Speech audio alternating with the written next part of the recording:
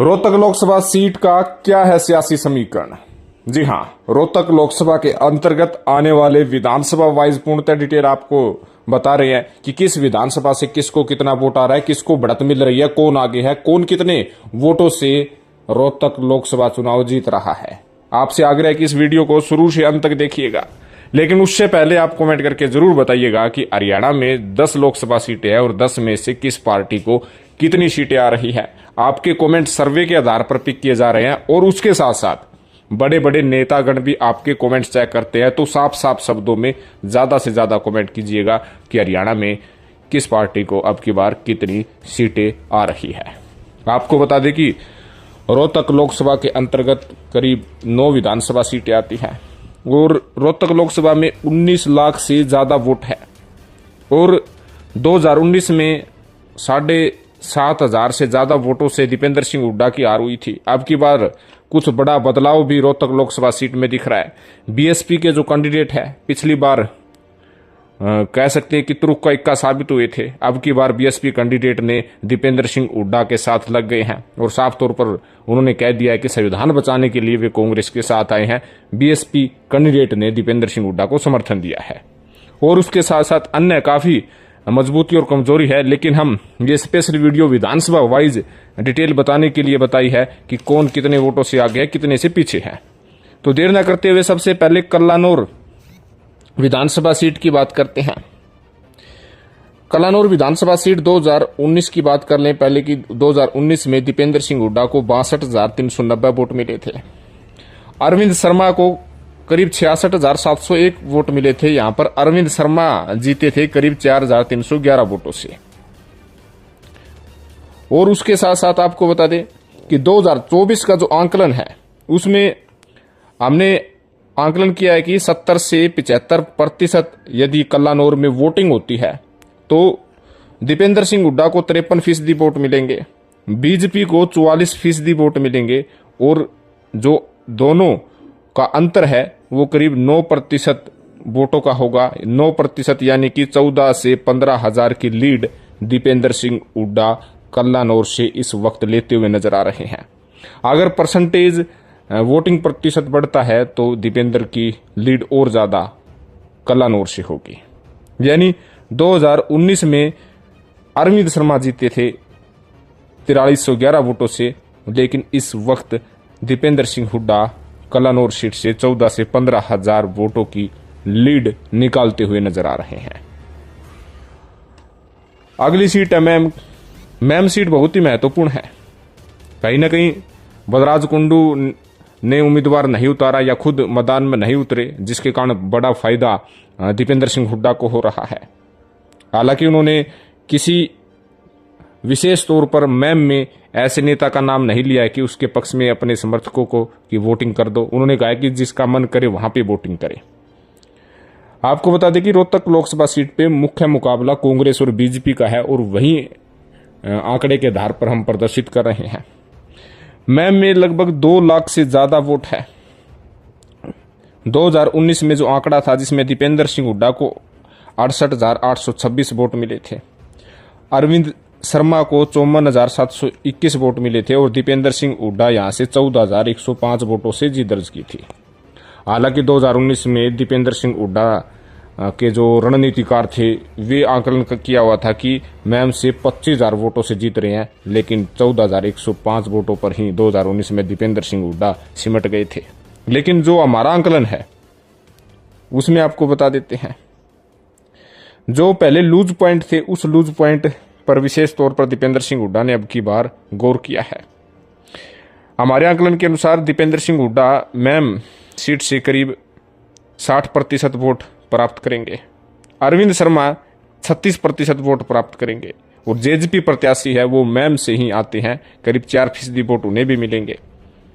और यानी दीपेंद्र और अरविंद शर्मा के बीच का जो अंतर है, दीपेंद्र सिंह हुड्डा 24% वोटों से आगे है।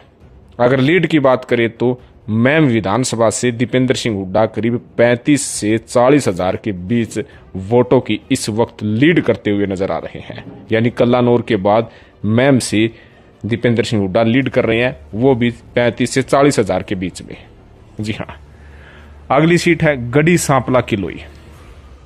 पर्सनल सीट है भूपेंद्र सिंह हुड्डा यहाँ पर 2019 में 58,000 वोटों से जीत दर्ज की थी, लेकिन 2019 में जो परिणाम थे उसमें दीपेंद्र सिंह हुड्डा को 92,606 वोट प्राप्त हुए थे। अरविंद शर्मा को 46,881 वोट प्राप्त हुए थे और दीपेंद्र यहाँ से 2019 में 45,725 वोटों से जीत दर्ज की थी। लेकिन 2024 का जो आंकलन है, हमारे आंकलन के अनुसार यहाँ पर 70 से 75% यदि गढ़ी सांपला किलोई से वोटिंग होती है तो दीपेंद्र सिंह हुड्डा को 64% वोट मिलेंगे। 64% वोट गढ़ी सांपला किलोई से मिलेंगे। अरविंद शर्मा को 31% वोट मिलेंगे, यानी दीपेंद्र और अरविंद शर्मा के बीच करीब 33% वोट का अंतर रहेगा और दीपेंद्र गढ़ी सांपला किलोई से करीब 55 से 60,000 वोटों का मार्जिन यानी बढ़त लेते हुए नजर आ रहे हैं। 55 से 60,000 वोटों की लीड दीपेंद्र सिंह हुड्डा गढ़ी सांपला किलोई से ले रहे हैं, यानी कल्लानूर और मैम के बाद गढ़ी सांपला किलोई से अब की बार दीपेंद्र सिंह हुड्डा लीड लेते हुए नजर आ रहे हैं। अब है रोहतक विधानसभा। रोहतक विधानसभा सीट मुख्य तौर पर पंजाबी और बनिया वोट बैंक भी है, जाट वोट बैंक भी है और भूपेंद्र सिंह हुड्डा यहाँ पर पढ़े भी हैं, काफी साथी भी हैं और अच्छा खासा प्रभाव भी उनका रहा है। और भूपेंद्र सिंह हुड्डा के काम विशेष तौर पर रोहतक में देखने को भी मिले हैं। यदि 2019 की बात करें तो दीपेंद्र सिंह हुड्डा को रोहतक विधानसभा से 48,736 वोट मिले थे। अरविंद शर्मा को 68,477 वोट मिले थे और रोहतक विधानसभा से 2019 में अरविंद शर्मा करीब 19,741 वोट से जीते थे। जी हाँ, लेकिन जो 2024 का जो आंकलन है उसके मुताबिक आपको बता देते हैं, यदि करीब 75% वोटिंग होती है तो दीपेंद्र सिंह हुड्डा को 46% वोट रोहतक विधानसभा से मिल सकती है, 46% वोट। अरविंद शर्मा को करीब 52% वोट मिल सकते हैं, यानी अरविंद शर्मा यहाँ रोहतक विधानसभा से 6% वोट का मार्जिन कर रहे हैं, यानी कि 7,500 से लेकर 8,000 के बीच रोहतक विधानसभा से अरविंद शर्मा आगे चल रहे हैं, यानी 7,500 से 8,000 वोट से अरविंद शर्मा रोहतक सीट से आगे निकलते हुए नजर आ रहे हैं। फिर अगली बहादुरगढ़, बहुत अहम सीट है, खास सीट भी कही जा सकती है। यहाँ से 2019 का परिणाम की बात करें तो अरविंद शर्मा को 65,519 वोट प्राप्त हुए थे। दीपेंद्र हुड्डा को यहाँ पर करीब 59,889 वोट प्राप्त हुए थे और अरविंद शर्मा यहाँ पर 5,630 वोटों से जीत दर्ज की थी। लेकिन 2024 का जो आंकलन है उसके मुताबिक कांग्रेस यहाँ से 51% वोट प्राप्त कर सकती है बहादुरगढ़ से। बीजेपी यानी बीजेपी कैंडिडेट अरविंद शर्मा यहाँ से 46% वोट प्राप्त कर सकते हैं, यानी कि जो दीपेंद्र है यहाँ से 5% वोटों की बढ़त लेते हुए नजर आ सकते हैं, यानी कि 8 से 10,000 की लीड बहादुरगढ़ से दीपेंद्र सिंह हुड्डा लेते हुए नजर आ रहे हैं। ये एक आंकलन है, आंकलन बता रहे हैं, हालांकि असल परिणाम तो 4 जून को जारी होंगे, लेकिन इस वक्त जो सर्वे रिपोर्ट्स हैं वो आपके सामने हम रख रहे हैं। अगली सीट है कोसली। कोसली सीट पर विशेष तौर पर सभी का ध्यान है कि कोसली क्या होगा। कोसली पर बीजेपी भी अपना दावा ठोक रही है, कांग्रेस भी दावा ठोक रही है। कोसली में टोटल वोट है 2,54,000 से ज्यादा। 2019 में बीजेपी ने यहाँ 1,17,825 वोट प्राप्त किए थे और दीपेंद्र सिंह हुड्डा ने 42,845 वोट ही प्राप्त किए थे। बीजेपी कैंडिडेट अरविंद शर्मा कोसली से 74,980 वोट प्राप्त किए थे।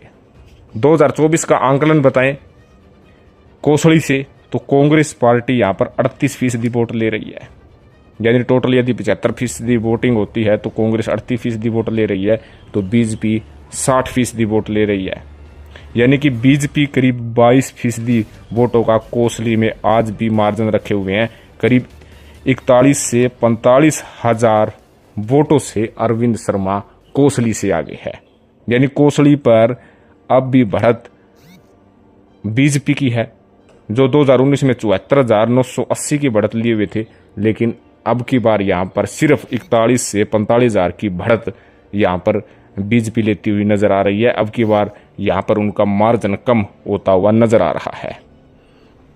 फिर अगली सीट है बेरी। यहाँ पर कुल वोट 1,87,000 से ज्यादा है।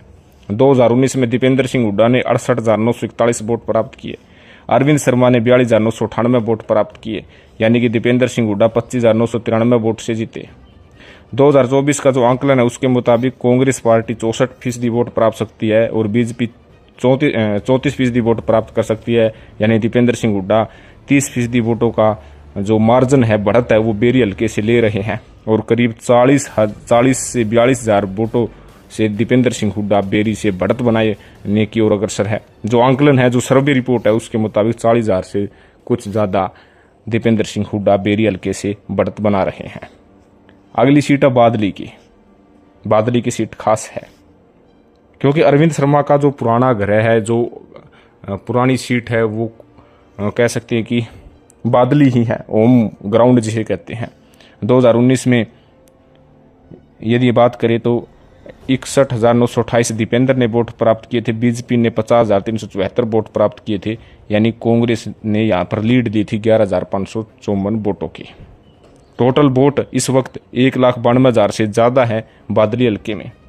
जो आंकलन है 2024 का, उसके मुताबिक कांग्रेस कैंडिडेट दीपेंद्र हुड्डा 60% वोट ले रहे हैं, बीजेपी कैंडिडेट यहाँ पर 38% वोट ले सकते हैं और दोनों के बीच में जो अंतर है वो 22% वोटों का है। 22% वोट कांग्रेस को बढ़त मिल रहे हैं। यानी 30,000 वोटों से दीपेंद्र सिंह हुड्डा बादली हल्के से बढ़त बनाने के लिए आगे बढ़ रहे हैं। 30 से 35,000 वोटों की बढ़त जो है दीपेंद्र सिंह हुड्डा यहाँ से ले सकते हैं। अगली सीट है झज्जर। झज्जर में इस वक्त 1,97,000 से ज़्यादा वोट है। दीपेंद्र सिंह हुड्डा यहाँ पर 57,395 वोट जो है 2019 में प्राप्त किए थे।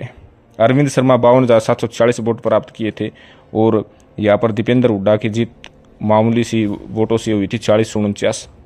लेकिन 2024 का जो आंकलन है, जो सर्वे रिपोर्ट है, जो हम आपको बता रहे हैं, उसके मुताबिक कांग्रेस 56% वोट ले सकती है, बीजेपी 42% वोट ले सकती है। यानी कांग्रेस 14% वोटों की बढ़त है। इसके लिहाज से करीब 20 से 25 हजार की बढ़त दीपेंद्र सिंह हुड्डा जो है वो झज्जर विधानसभा से ले रहे हैं। यानी 9 की 9 विधानसभा को आपको हमने बता दिया कि रोहतक और कोसली में तो बढ़त बीजेपी ले रही है और बाकी में दीपेंद्र सिंह हुड्डा अच्छी बढ़त लेते हुए नजर आ रहे हैं।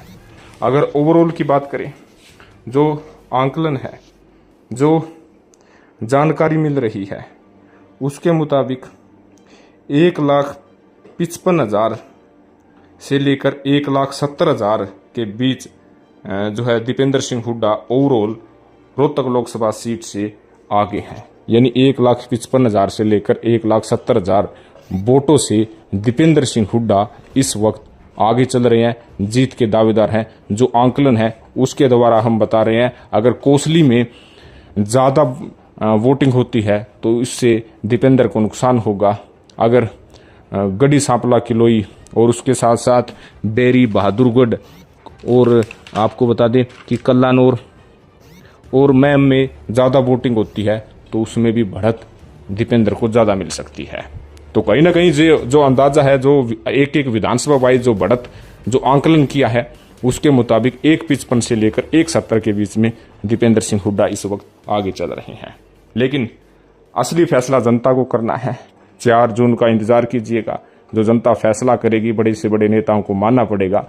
लेकिन उससे पहले आप कमेंट करके जरूर बताइएगा कि हरियाणा की 10 लोकसभा सीटों पर अब की बार किस पार्टी को कितनी आएगी, कौन आगे, कौन कितना पीछे है। कमेंट जरूर करें, क्योंकि आपके कमेंट सर्वे के आधार पर भी उठाए जाते हैं और उसके साथ साथ बड़े बड़े नेता भी आपके कमेंट्स चेक करते हैं।